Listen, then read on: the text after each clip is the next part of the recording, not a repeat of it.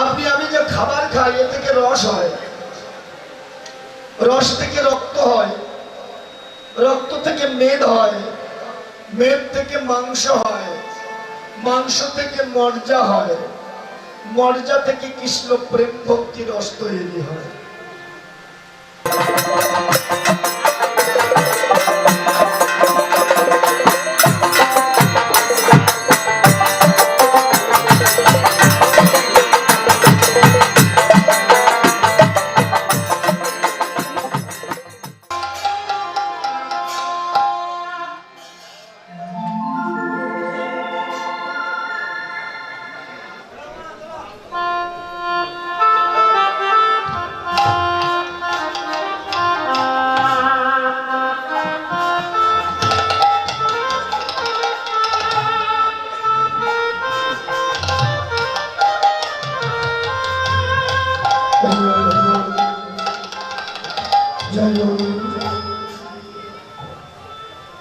जय निताई जय राधेश्याम, जय हो जय निताई जय राधेश्याम। निताई बोल हरि बोल। समवेत सकल साधु वैष्णव एवं हमारे कृष्ण कृपाधन्य राधा कृष्ण लीलामृत साधन प्रति जत भक्तिर पूर्णमूर्ति मां श्रीमती मंत्रिमंडलीगण लीला प्राप्तेर पूर्वे लीला स्मरणेर पूर्वे आपनादेर आतुंची चरणे दासेर अनुदास एवं तार क्षुद्राति क्षुद्र सम्प्रदायेर पक्ष थेके अंतर स्तरेर शत सहस्र कोटी प्रणाम आपनारा ग्रहण करुन। जिताब्य विषय যে লীলা রাশটি আস্বাদন করবো বলে এখন আমরা ব্রতী হয়েছি, সেই লীলাটি হলো স্বয়ং ভগবানের সর্বলীলার উৎকৃষ্টতম লীলা, যার নাম রাসলীলা। রাস মানে হলো রস, যা আকার ধরে হয়েছে রাসলীলা। যেমন আমরা খেজুর গাছ, তাল গাছ, আখ থেকে রস সংগ্রহ করি, এ থেকে কি পাই? গুড় পাই, চিনি পাই, মিশ্রি পাই। কখনো হয় না সেটাকে যখন আগুনে দগ্ধীভূত করা হয় তখন এই নিরাকার বস্তু সাকার হয়ে আমাদের কাছে ধরা দেয়। তদনুরূপ আপনি আমি যে খাবার খাই এ থেকে রস হয়, রস থেকে রক্ত হয়, রক্ত থেকে মেদ হয়, মেদ থেকে মাংস হয়, মাংস থেকে মর্জা হয়, মর্জা থেকে কৃষ্ণ প্রেম ভক্তি রস তৈরি হয়। ভেবে দেখুন তাহলে এখানে বস্তু তৈরি হতে কত সময় লাগে, অথচ ইন্দ্রিয় চরিতার্থ করতে যে কামের তালনায় ভুলে আমরা অনায়াসে সে বস্তু ধ্বংস করি। তাহলে এখানে বস্তু ধরে রাখতে গেলে কি প্রয়োজন? যেমন আমরা রস জ্বালাই, সেই রস ক্ষণে ক্ষণে উতলে পড়ে যায় না? আপনারা কি করেন? রসটা যখন জাল দেন, যখন পড়ে যায় আরো জোরে জাল দেন, তাহলে কি করেন? কমাইয়ে দিন, শিখে গেছে তো। তাহলে যখন উতলে পড়ে যাচ্ছে তখন আঁচটা কমিয়ে দেন, তাতে কি হবে? ধীরে ধীরে রসটা থিতিয়ে যাবে। যখন থিতিয়ে গেল আবার টানা জাল দিন, আবার উতলে যাচ্ছে, আবার আঁচটা কমিয়ে দিন। এমনি ভাবে একবার টানা জালে, একবার নিবো জালে, একবার টানা জালে, একবার নিবো জালে, এমন ভাবে জ্বালাতে থাকুন। জ্বালাতে জ্বালাতে যখন দেহের রসটা ঘনীভূত হয়ে গাঢ় হবে, প্রথমে গুড় হবে, গুড় থেকে চিনি হবে, চিনি থেকে যখন মিশ্রি হবে তখন হাজার জনে ধাক্কা দিন না কেন আর পড়ে যাওয়ার ভয় থাকবে না। এই জন্য শ্রীমদ্ ভগবত গীতায় বলছে যে তুমি অভ্যাস যোগটা করে যাও, অভ্যাস করতে করতে একদিন তুমি শেষ স্তরে পৌঁছে যাবে।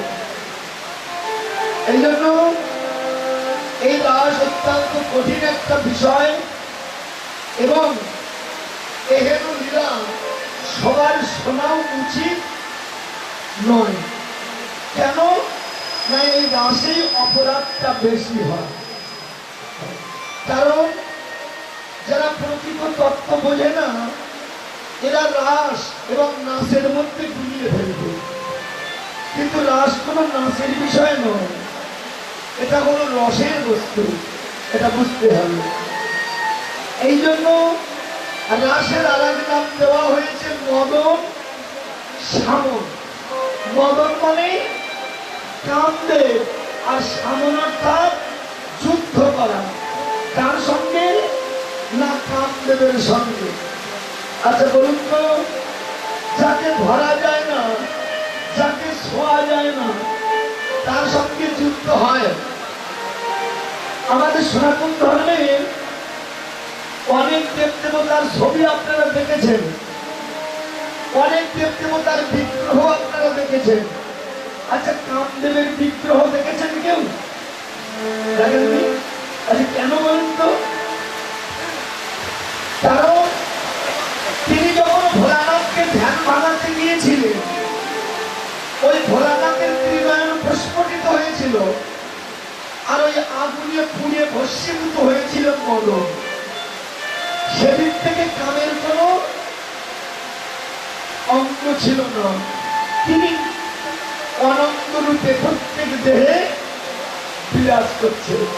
তাকে দেখা যায় না, তাকে ধরা যায় না, কিন্তু তাকে অনুভব করা যায়। আর সেই অনুভবেই জগৎ ধ্বংস হয়ে যাচ্ছে। দেখেছেন কামের এত তীব্র যে তার অনুভবেই মানুষ ধ্বংস হয়ে যায়। তাহলে এই কাম থেকে আমরা রক্ষা পাবো কি করে? এইটাই হলো তত্ত্ব, আর এটাই আমাদের জানতে হবে। বুঝেছেন? এই জন্য ত্রেতা যুগে রামচন্দ্র যখন বনবাসে গিয়েছিল আপনারা জানেন, সেখানে রাবণ কর্তৃক মা সীতা অপহরণ হয়েছিল। আমরা জানি রাম এবং রাবণের মধ্যে প্রচন্ড যুদ্ধ হয়। আচ্ছা রাবণের কতগুলো পুত্র ছিল জানেন? 100। রাবণের 1 লক্ষ পুত্র ছিল আর 100 লক্ষ ছিল নাতি। দেখেছেন? এই 1 লক্ষ পুত্রের মধ্যে জ্যেষ্ঠ পুত্রের নাম কি? যার নাম হলো দুর্যোধন।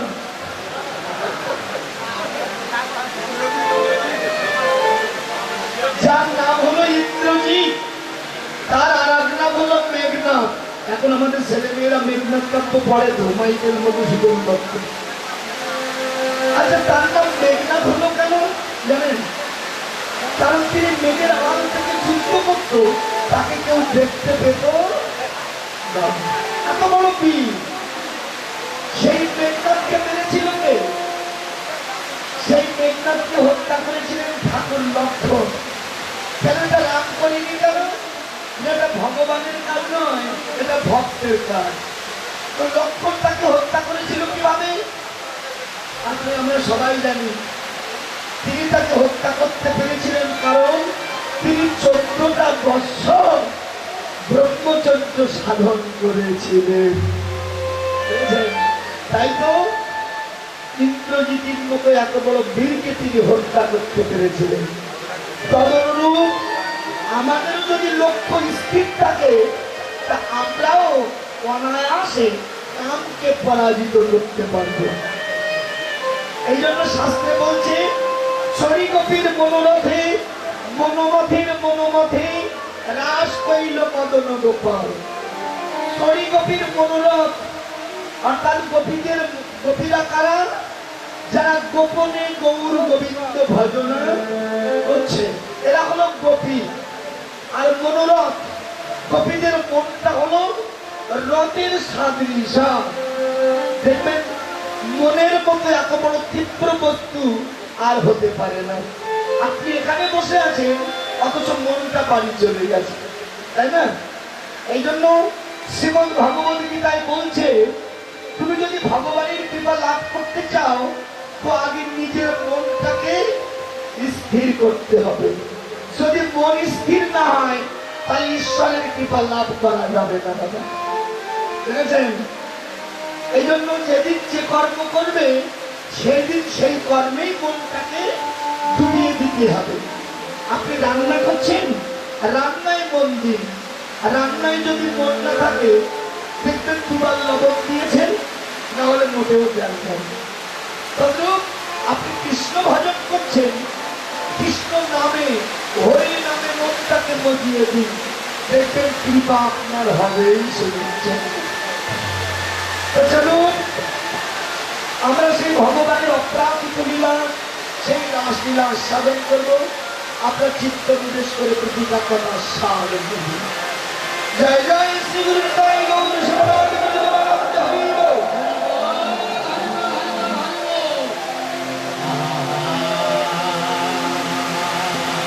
বৃন্দাবন লীলা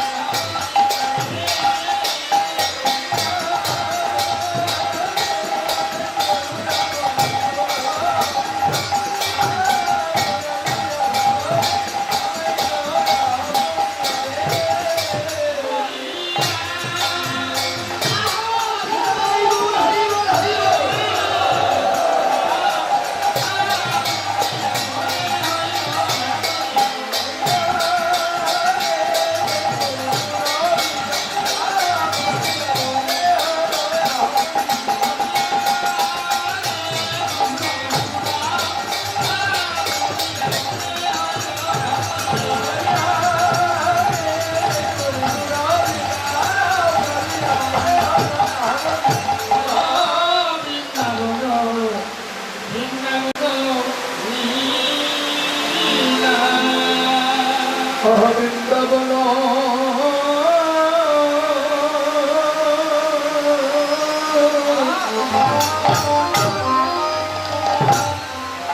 অলীলা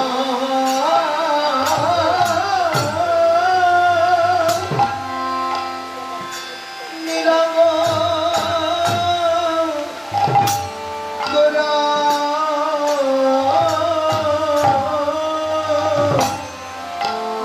আরে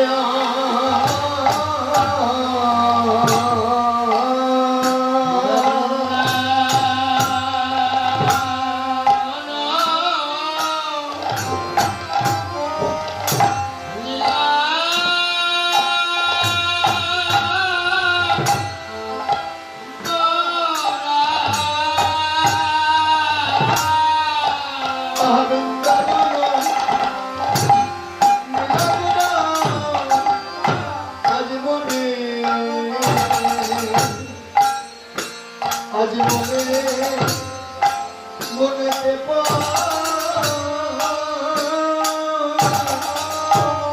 পড়িল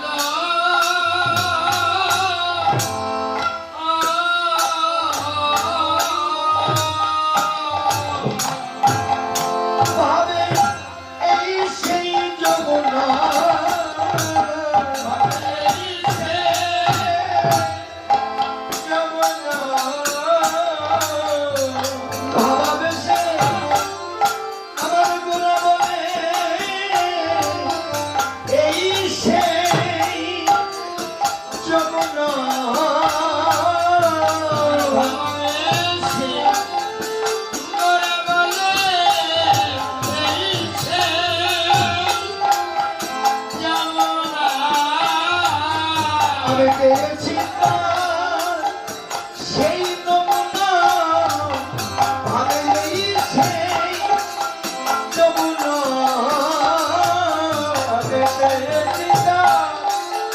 সেই নমুনা ভাবে সেই যমুনা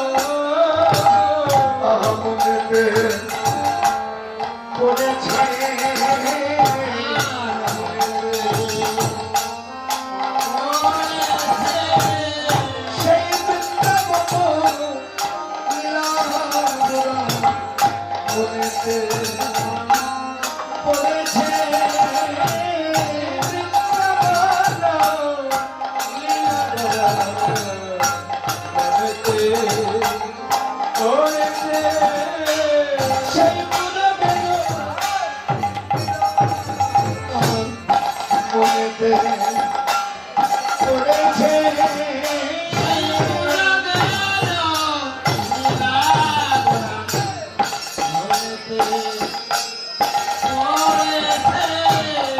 হবে না কেন গো হবে না কেন গো হবে না কেন গো চার দুই ভাব এক তরু ভাব হবে না কেন গো দুই ভাব এক তরু ভাব হবে না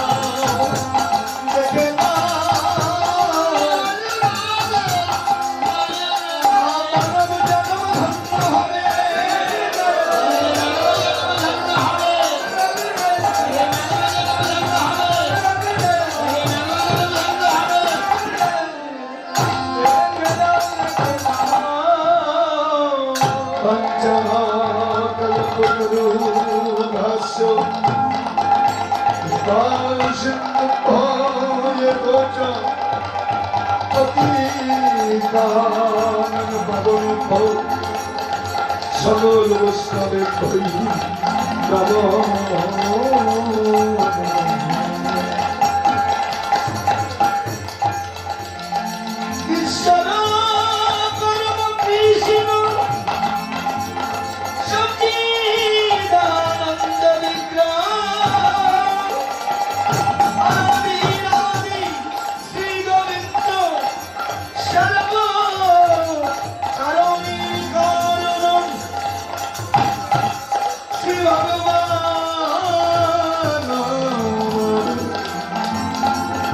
যিনি অগণিত বিশ্ব ব্রহ্মাণ্ডের মালিক, যিনি অনন্ত কালানন্ত নাগের উপর, যিনি অনন্ত বিদ্যায় চিরনিবৃত, এবার পরিহত জ্ঞানন্দ কামন্ত জীবকে উদ্ধার করবার প্রত্যাশায় যে নাম কোন যুগে কোন অবতারে, যে নাম জগতের মাঝে কখনো বিতরণ করা হয়নি, সেই অনার্পিত ধন কলিজীবের প্রতি করুণা করে কলিজীবের দ্বারে দ্বারে সেই প্রেমধার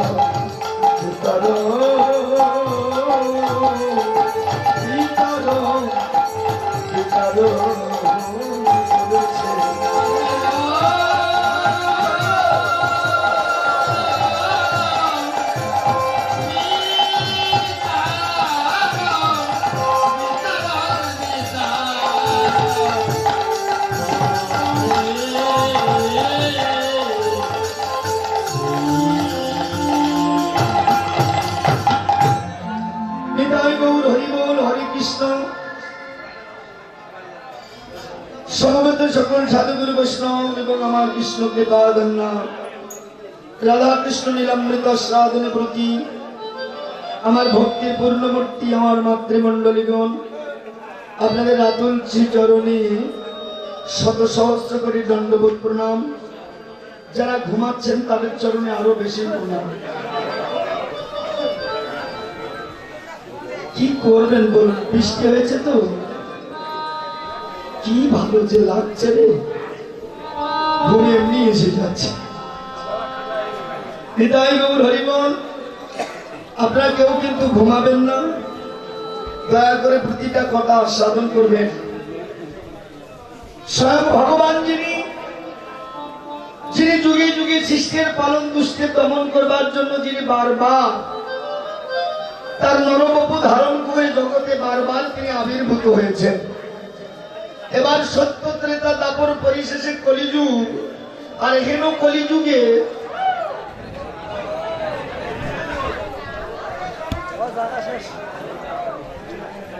এই টাকাটা যে করে হোক নিতে হবে। তোর বাবু যে ট্রেনে যে সিটে টিকিট কেটেছেন ওর পাশের চিঠে চোর টিকিট কেটেছেন। দুজন এক জায়গায় বসে আছে। তো চোর ডেকে বলছে, বাবু আপনি আমাকে চিনতে পারছেন? বলছেন না।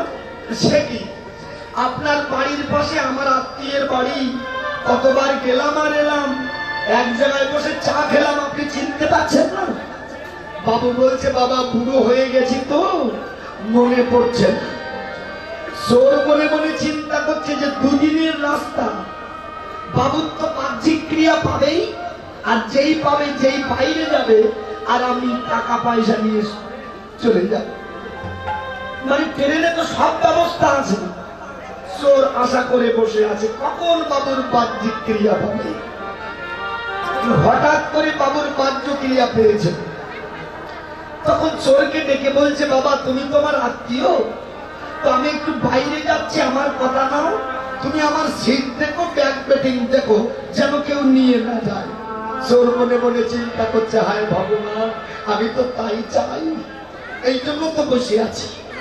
তো বাবু যেই বাইরে গেছে, চোর অমনি তন্ন তন্ন করে ওর প্যাকেট খুঁজছে, কিন্তু বারবার প্যাকেট খুঁজলো, কিন্তু টাকা পেল না। চোর মনে মনে চিন্তা করলেন, ব্যাপারটা কি, টাকাটা তো এখানে রাখলো দেখলাম, টাকাটা গেল কোন জায়গায়? যতবার বাবু বাইরে গেলেন ততবার চোর প্যাকেট খুঁজলো, কিন্তু টাকা পেল না। চোর মনে মনে চিন্তা করলো, বিষয়টা কি, এতগুলো টাকা এটা তো সঙ্গে করে নিয়ে যায়নি, টাকাটা রাখলো কোন জায়গায়? এমনি ভাবে দুদিন চলে গেছে। এবার পরের স্টপেজে বাবু নেমে যাবেন। তখন চোর বাবুকে ডাক দিয়ে বলছে, বাবু একটা সত্যি কথা বলবেন? বলছে, হ্যাঁ বলো, কি জানতে চাও? দেখুন আমি যে চোর, আপনি তা ঠিক বুঝেছেন। বলছে, হ্যাঁ তা বুঝেছি। আচ্ছা বাবু, আচ্ছা বলুন দেখি, যে দুটো দিন আপনি টাকা রাখলেন কোন জায়গায়? আপনি যতবার বাইরে গেলেন আমি টাকা খুঁজলাম, কিন্তু টাকা কেন পেলাম না? টাকার আমার দরকার নাই, কিন্তু আপনার কাছ থেকে শিখে যাই যে টাকাটা রাখলেন কোন জায়গায়। যদি কোনোদিন আবার এমন বিপদে পড়ি তো আপনার বুদ্ধি আমার কাজে লাগবে। বাবু হেসে বলছে, বাবা শুনুন, টাকা আমি কোথাও নিয়ে যাইনি, এখানে ছিল। চোর বলছে, সে কি, টাকা এখানে ছিল, পেলাম না কেন? বলছে, শোনো, আমি যখন বাইরে যেতাম তার আগে তুমি বাইরে যেতে, আর তুমি যখন বাইরে যেতে আমি আমার প্যাকেট থেকে টাকাটা নিয়ে তোমার প্যাকেটে ঢুকিয়ে রাখতাম। আমি জানি তুমি আমার প্যাকেট খুঁজবে মশাই, কিন্তু তোমার প্যাকেট তুমি খুঁজবে।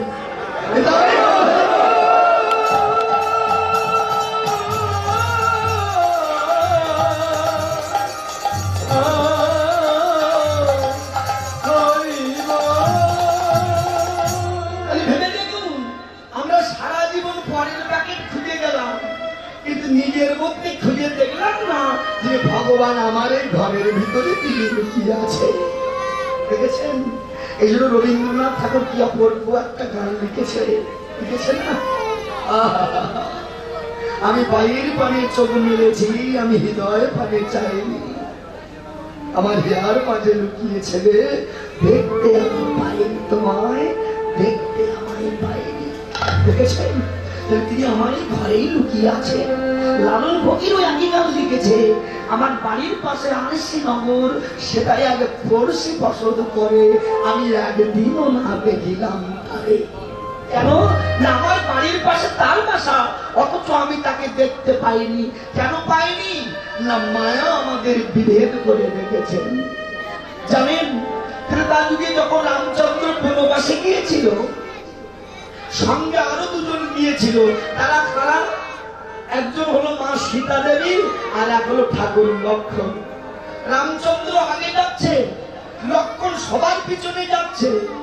মনে মনে চিন্তা করছে, যদি প্রভু রামের চরণটা একটু দেখতে পেতাম, যদি প্রভু রামের চরণটা একটু দেখতে পেতাম, কিন্তু দেখতে পাচ্ছে না। কেন না, মধ্যখানে মায়ারূপ সীতা বিরাজ করছে। তাই হাজার ইচ্ছা করেও তিনি রামের চরণটা দেখতে পাচ্ছে না। তদনুরূপ পরমাত্মা ঠিক তার নিচে জীবাত্মা লুকিয়ে আছে, অথচ দুজন দুজনের মধ্যে কোনো সাক্ষাৎ নাই। কেন নাই না মধ্যে মায়া আমাদের বিভেদ করে রেখেছে, তাই তো আমরা ঈশ্বরের কৃপা থেকে বঞ্চিত হয়ে গেছি। দেখেছেন, কথাগুলো মন দিয়ে শুনতে হবে বাবা। দেখবেন চুম্বক লোহাকে আকর্ষণ করে, কিন্তু সেই চুম্বক আর লোহার মধ্যখানে যদি একটা ব্যবধান খাড়া করা যায়, দেখবেন দুটো পদার্থ মিলিত হতে পারবে না। যখনই ব্যবধানটা তুলে নেবেন, দেখবেন দুটি পদার্থ আবার মিলিত হবে। তদনুরূপ যোগমায়া আর মহামায়া, এই মায়ার বশীভূত হয়ে আছে সংসার, তাই তো ভক্ত ভগবানের সাক্ষাৎ পাচ্ছে না। বুঝেছেন? এই জন্য যারা গুরুচরণ আশ্রয় করে, যোগমায়া চরণ আশ্রয় করে, যারা প্রত্যেক দিন গৌর গোবিন্দ ভজনা করছে, নিতাই গৌর হরি বল বলে, তারাই একমাত্র ভগবানের।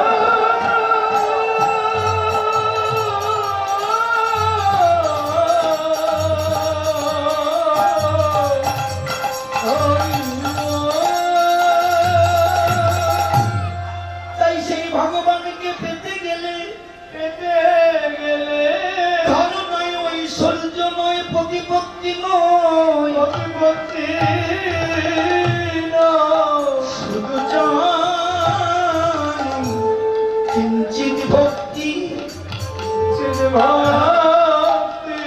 যে ভক্তির দ্বারাই ভগবান ভক্তের চরণে দান হয়ে যায়, দাস হয়ে যায়। সেই ভক্তির বড় অভাব আমাদের, ভগবানকে পাবো কি করে? আমরা শুধু ভগবানের কাছে ধন চাই, ঐশ্বর্য চাই, প্রতিপত্তি চাই, কিন্তু শাস্ত্র বলছেন জীব আমায় ভাজে মাগে বিষয় সুখ, অমৃত ছাড়ি বিষ মাগে সেই বড় মূর্খ। কিন্তু আমি বিজ্ঞ তারে বিষয় নাই দিব, সচরণ তানে আমি তারে বিষয় ভুলাবো। তোমরা আমাকে ভালোবেসে ধন চেও না, ঐশ্বর্য চেও না, প্রতিপত্তি চেও না, তোমরা আমাকে ভালোবেসে শুধু আমার আদর চরণ কামনা করো, তবেই তোমরা আমার কৃপা পাবে। এই অকামনা প্রেম ভক্তি যার নাই, সে কখনো গোবিন্দ চরণ লাভ করতে পারে না। জানেন, আপনার সুরদাসের কথা শুনেছেন অনেকে, অপূর্ব গান লিখেছে সুরদাস, তার মতো এত অকামনা প্রেম ভক্তি জগতে কারো নাই। জানেন, দক্ষিণ প্রদেশে তার বাড়ি ছিল ভারতে, তো তিনি জন্ম অন্ধ ছিলেন, তিনি চোখে দেখতে পেতেন না, অথচ তিনি যে গানগুলো লিখেছেন, আপনি গানগুলো শ্রবণ করলে মনে করবেন যেন সে সাক্ষাৎ ভগবানকে দর্শন করে গান লিখেছে। সত্যি বাবা, বাহ্যিক দৃষ্টিতে তিনি না দেখতে পারলেও এই হৃদয় নয়নে তিনি প্রত্যেক দিন ভগবানের সেই সর্বদর্শন করেছেন। সুরদাস তার মনে বড় বাসনা যে সে বৃন্দাবনে যাবে। সে দিন ভিখারি, কামাল, মানুষের কাছে ভিক্ষাবৃত্তি করে তার জীবিকা নির্বাহ হয়, অথচ তার মনের স্বাদ সে বৃন্দাবনে যাবে। দেখেছেন? আর আমাদের তো কোটি কোটি টাকা আছে বাবা, কার ইচ্ছা আছে যে ভগবানের নীলাক্ষেত্রগুলো একটু দেখি? সেই ইচ্ছা নাই। জানেন, যে টাকা আপনি ব্যাংক ব্যালেন্স করেছেন, ওই টাকা আপনার ভেলুড়িয়ে খাবে, ডাক্তারে খাবে, ওষুধে খাবে, কিন্তু ভগবানের সেবায় লাগবে। তাই তো রাস্তার মাঝে দাঁড়িয়ে থাকে, যত পথচারী যাচ্ছে সবাই এর কাছে জিজ্ঞাসা করে, আচ্ছা তোমরা কি বৃন্দাবনে যাচ্ছ? আচ্ছা সবাইকে বৃন্দাবনে যায়, আপনি দিনাজপুরে দাঁড়িয়ে আছেন, রাস্তায় দাঁড়িয়ে যদি বলেন ভাই তোমরা কারা বৃন্দাবনে যাচ্ছ আমাকে নিয়ে যাও, সবাই কি আর বৃন্দাবনে যায়? সবাই থেকে বলে না না সুরদাস আমরা বৃন্দাবনে যাচ্ছি। হয়তো কোচিত একজন বলছে হ্যাঁ আমি বৃন্দাবনে যাব। সুরদাসকে যে বলে ভাই তোমার দুটো চরণ ধরি, আমাকে তোমার সঙ্গে নেবে, আমি তো অন্ধ, আমি তো চোখে দেখতে পাই না, তুমি আমার একটু সঙ্গে নেবে, আমি একটু বৃন্দাবনে যেতে চাই। অনেকে ডেকে বলে তোমাকে নিয়ে কি করব, তুমি তো অন্ধ, তুমি তো চোখেই দেখতে পাও না, তোমাকে নিয়ে আমাদের আরো বিপত্তি। সুরদাস কেঁদে বলে, এক কাজ করো না, যতটুকু পারো নিয়ে যাও, তারপরে পথে ফেলে দিও, আমি আর একজনের হাত ধরে চলে যাব। ইচ্ছা শক্তি দেখেছেন? মানুষের এই ইচ্ছা শক্তিতে মানুষ অনেক দূরে যেতে পারে। মানুষ আজ সায়েন্স পড়ছে, সেই সায়েন্স সেই বিজ্ঞানকে গবেষণা করে তারা আকাশে উঠছে, তারা কোথায় যাচ্ছে? এই ইচ্ছা শক্তিকে ভর করে। কিন্তু কোন মানুষের ইচ্ছা নাই যে আমি ভজনের দ্বারা ঈশ্বরকে প্রাপ্ত হব। এই ইচ্ছা শক্তি যার আছে সে অনায়াসে ভগবানের চরণে যেতে পারে, যদি কারো ইচ্ছা থাকে। এই ইচ্ছা আমাদের নাই।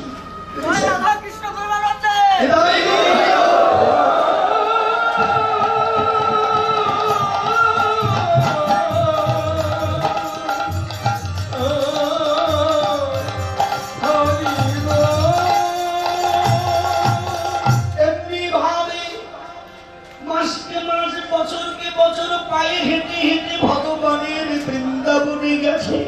বৃন্দাবনে যারা বৃন্দাবনে গেছে তারা জানেন বৃন্দাবনে ৫,৫০০ মন্দির আছে। যারা গেছেন দেখে এসেছেন। আদি গোপাল মন্দির, বাকি বিহারী মন্দির, মদন মোহন মন্দির, আর অনেক মন্দির আছে। সুরদাস বৃন্দাবনে যে ওই বাকি বিহারি থেকে প্রত্যেক দিন দাঁড়িয়ে থাকে আর নয়ন জলে ভাসে। যারা বাকি বিহারিতে গেছেন দেখবেন ওই বাকি বিহারিতে ঝলক দর্শন হয়। হাজার হাজার ভক্ত যখন এসে উপনীত হয়, ওই সময় পর্দাটা খুলে দেওয়া হয়, ক্ষণিকের জন্য দর্শন হয়, আবার পর্দা টেনে দেওয়া হয়। এর একটা কাহিনী আছে, যাক সে কথা বলবো না। প্রত্যেক দিন সুরদাস সেখানে দাঁড়িয়ে থাকে, হাজার হাজার মানুষের ধাক্কা লেগে সুরদাস পড়ে যায়, আবার উঠে দাঁড়ায়, নয়ন জলে কাঁদে। একদিন এক ভক্ত ডেকে বলছে, কি গো সুরদাস, তুমি এখানে সে দাঁড়িয়ে থাকো কেন? এই যে হাজার হাজার মানুষের ঠেলা গুটোয় তুমি পড়ে যাও, কষ্ট পাও, তুমি এখানে দাঁড়িয়ে থাকো কেন? তুমি তো ভগবানকে দেখতে পাও না, তবে কেন শুধু শুধু দাঁড়িয়ে থাকো? সুরদাস ডেকে বলছে, ভাই, আমি না হয় আমার ভগবানকে দেখতে পাই না, কিন্তু আমার ভগবান পেয়ে হতভাগার বদনটা দেখতে পাই। বলো তাই গৌর হরি বল।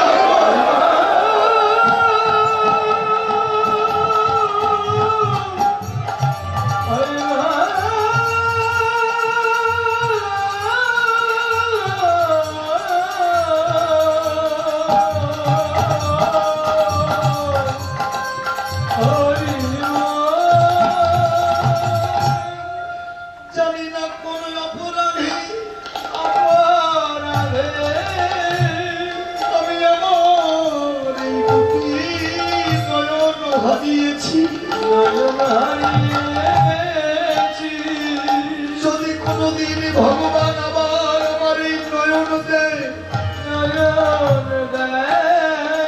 আমি নয়ন ভরি আমি আমার গোবিন্দকে দর্শন করিব।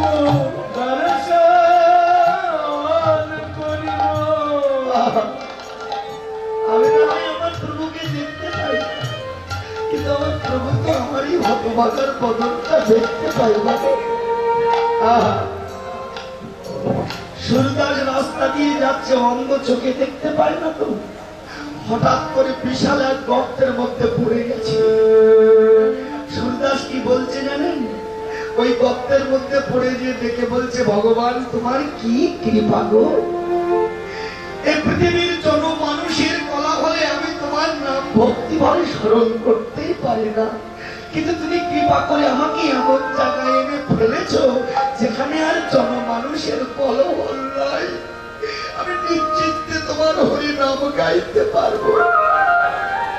যেখানে পড়ে গেছে বাঁচবে কি মরবে সে চিন্তা নাই, প্রভু তুমি এমন জায়গায় এনে ফেলেছ যেখানে আর জনমানুষের কলহল নাই। আমি নিশ্চিন্তে তোমার নামগুলো কীর্তন গাইতে পারবো।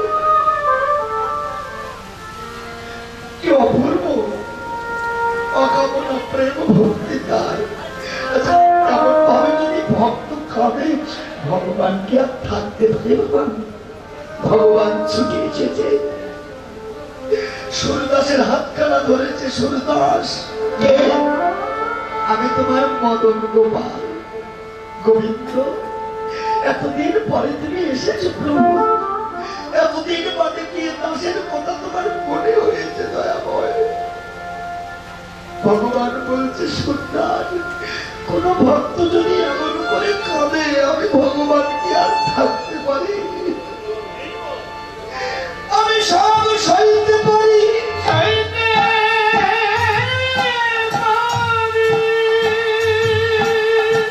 কিন্তু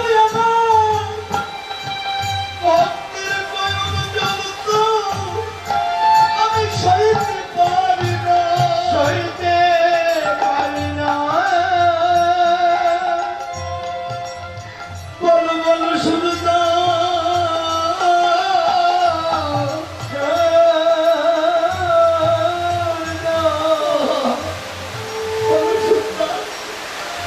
তুমি কি চাও?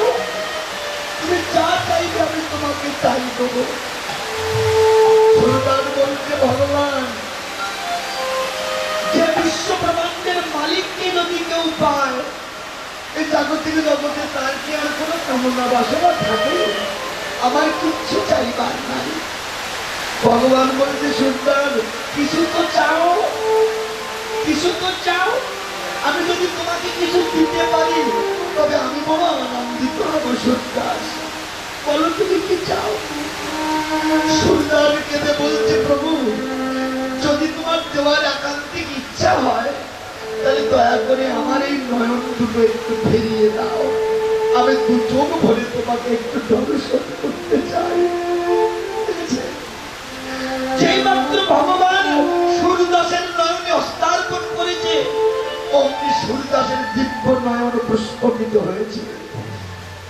যেই প্রস্ফুটিত হয়েছে, অপলক নয়নে সুরদাস গোবিন্দের চাঁদ বদন পানে চেয়ে আছে।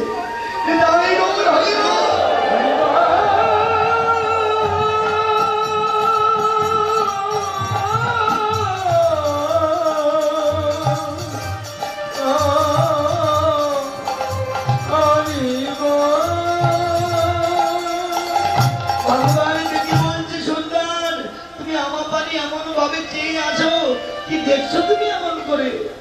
সুরদাস বলছে, প্রভু, আমি প্রত্যেক দিন আমার এই হৃদয় নয়নে আমি তোমাকে দেখেছি, কিন্তু আমার হৃদয় নয়নে আমি তোমাকে দেখে যতটা আনন্দিত না হয়েছি, যতটা সুন্দর দেখেছি, আজ বাহ্য নয়নে দেখলাম তুমি তার চেয়ে আরো অনেক সুন্দর। যে রূপে নয়ন বোঝে জগৎ জীব, তারা তোমার চরণে সর্বস্ব সঁপে দিয়েছে। ভগবান বলছে, সুন্দর, তুমি আমাকে ভালোবাসো তো তাই তোমার এমন মনে হচ্ছে।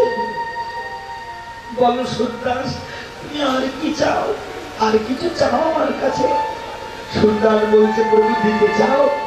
যদি দিতে চাও তুমি আবার আমার এই নয়ন দুটো অন্ধ করে দাও। হরি বল, হরি বল, হরি বল।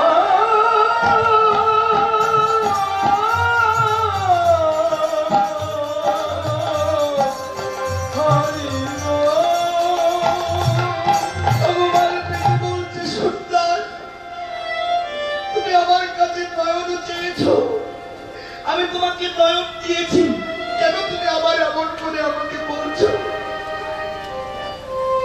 সুরদাস কেঁদে বলছে, প্রভু, আমার ইচ্ছা ছিল আমার বাহ্য নয়নে আমি তোমাকে দু চোখ ভরে দেখবো, সে আশা আজ আমার পূর্ণ হয়েছে।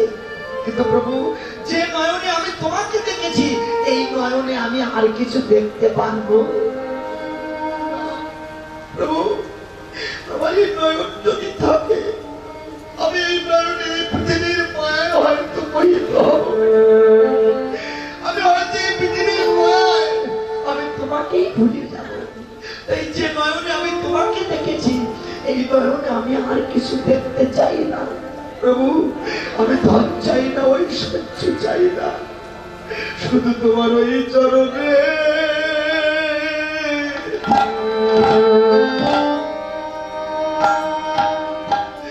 দাস করে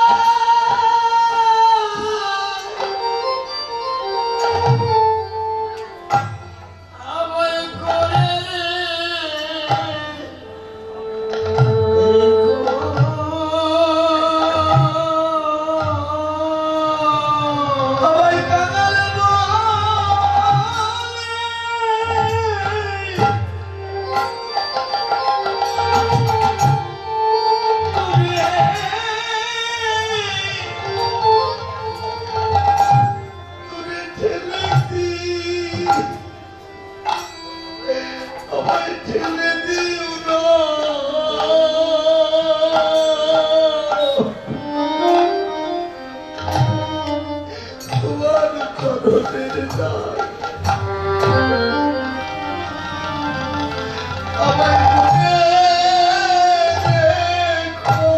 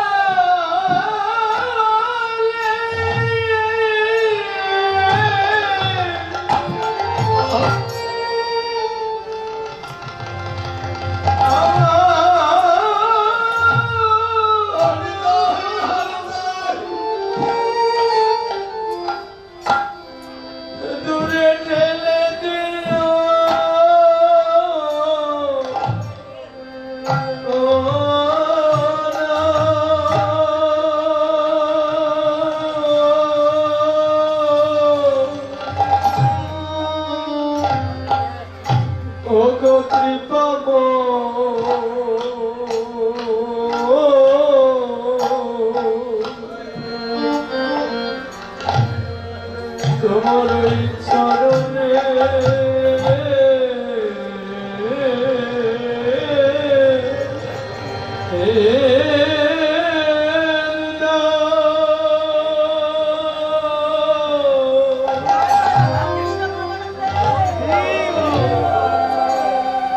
চরণের দর্শন মনে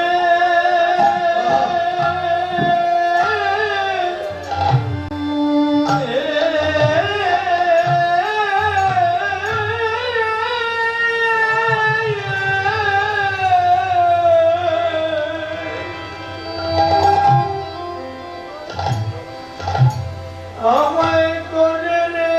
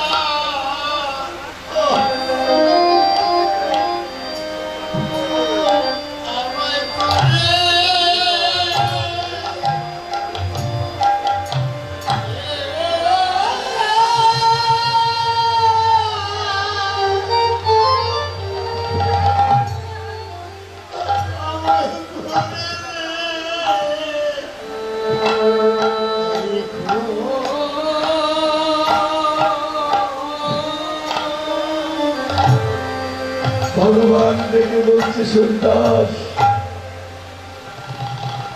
তোমার মতো এমন নিষ্কাম জগতে কেউ হয় না গো। আমি তোমাকে কথা দিলাম সুন্দর, যদি জগৎ তোমায় ভরিয়ে যায় তো আমি তোমাকে কোনোদিন ভুলবো না সুন্দর। ভক্তের এই অকামনা প্রেম ভক্তি যদি কারো হয় তবে অনায়াসে ভগবান তার চরণে দাস হয়ে যায়। এই জন্য ভগবান বারবার ভক্তের সেই মহিমা প্রকাশ করবার জন্য তিনি জগতে এসে থাকেন। সেই ভগবান আজ সুরধনী গঙ্গার তীরে দাঁড়ায়, সুরধনী গঙ্গাকে তিনি যমুনা মনে করেছেন, তাই তো উচ্চই স্বরে ডাকছে যমুনা।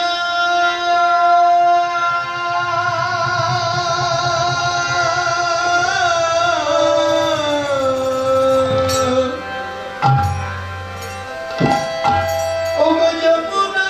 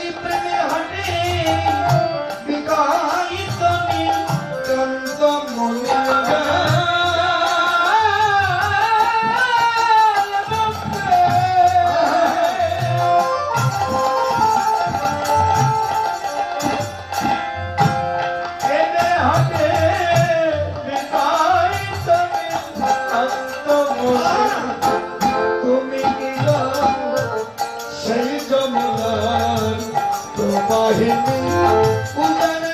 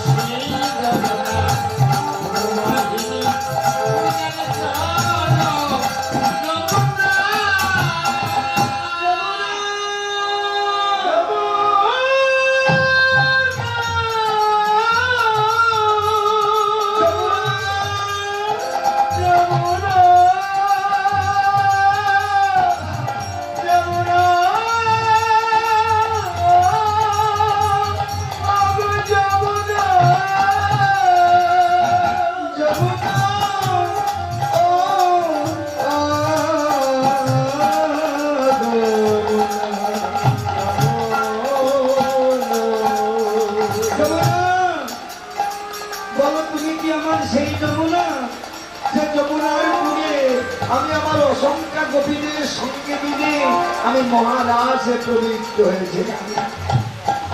শাস্ত্রে লিখেছেন ত্যাগেতে কবু না হয় রস আস্বাদন, এই কারণে প্রভু করলেন দুই দুই দেহ ধারণ।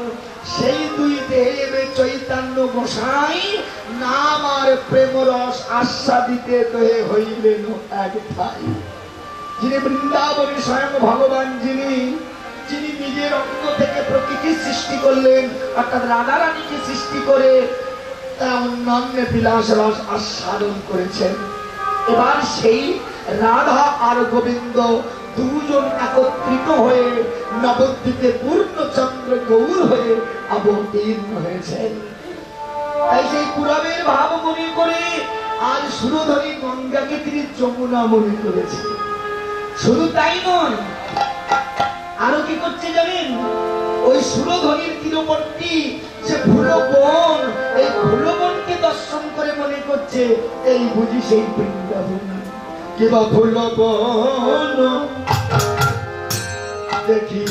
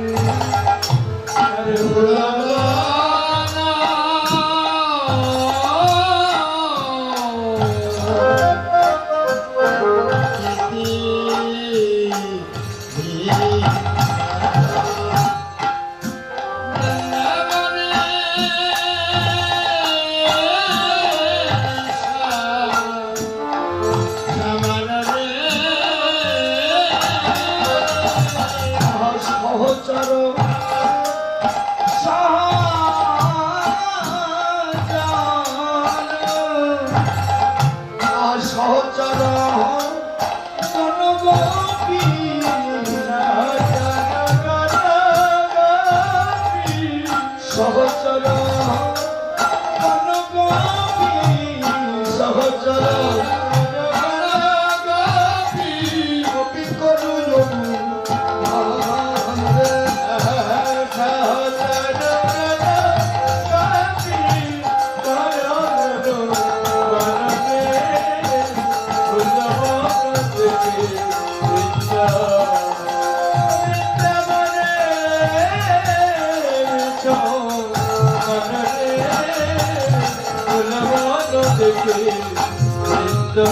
ভাবে এরাই বুঝিয়ান সেই গোপী